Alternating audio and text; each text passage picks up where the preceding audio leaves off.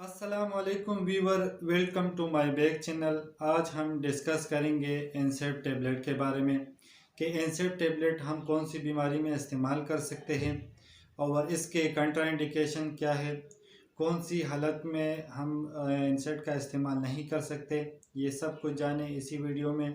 अगर आपने अभी तक मेरा यूट्यूब चैनल सब्सक्राइब नहीं किया तो सब्सक्राइब करें और बेल आइकन। एनसेड टेबलेट का जो फार्मूला है फ्लोबाइप्रोपेन है और ये फाइज़र कंपनी है।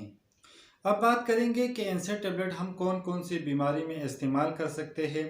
एनसेड टेबलेट जो है दर्द को ख़त्म करने के लिए इस्तेमाल किया जाता है। जैसा कि दांत में अगर दर्द हो या स्वेलिंग हो या दांत के अंदर जो है इन्फेक्शन हो तो आप एनसेड टेबलेट का इस्तेमाल कर सकते हैं। और इसके अलावा अगर आपके पट्टों में दर्द हो तो भी आप एनसेड टेबलेट का इस्तेमाल कर सकते हैं। और इसके अलावा अगर आपकी बॉडी में कहीं पेन हो तो भी आप एनसेड टेबलेट का इस्तेमाल कर सकते हैं।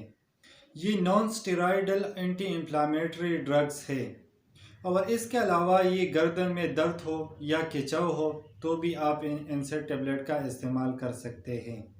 और इसके अलावा अगर कान में दर्द हो तो भी आप एनसेड टेबलेट का इस्तेमाल कर सकते हैं। अब बात करेंगे एनसेड टेबलेट के साइड इफ़ेक्ट के बारे में। तो एनसेड टेबलेट से स्टमक अपसेट हो सकता है, नोज़िया हो सकता है, वोमिटिंग हो सकता है, अब्डोमिनल पेन हो सकता है। ये कुछ कॉमनली अलामत हो सकते हैं। अब बात करेंगे एनसेड टेबलेट की कंट्राइंडिकेशन, यानी वो कौन सी हालत है जिसमें एनसेड टेबलेट का इस्तेमाल नहीं कर सकते।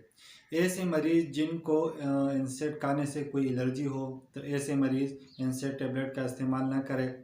दूसरा, ऐसे मरीज़ जिनको सांस लेने में कोई तकलीफ़ हो तो ऐसे मरीज़ भी एनसेड टेबलेट का इस्तेमाल ना करें। अब बात करेंगे डोसेज यानी तरीक़ा इस्तेमाल।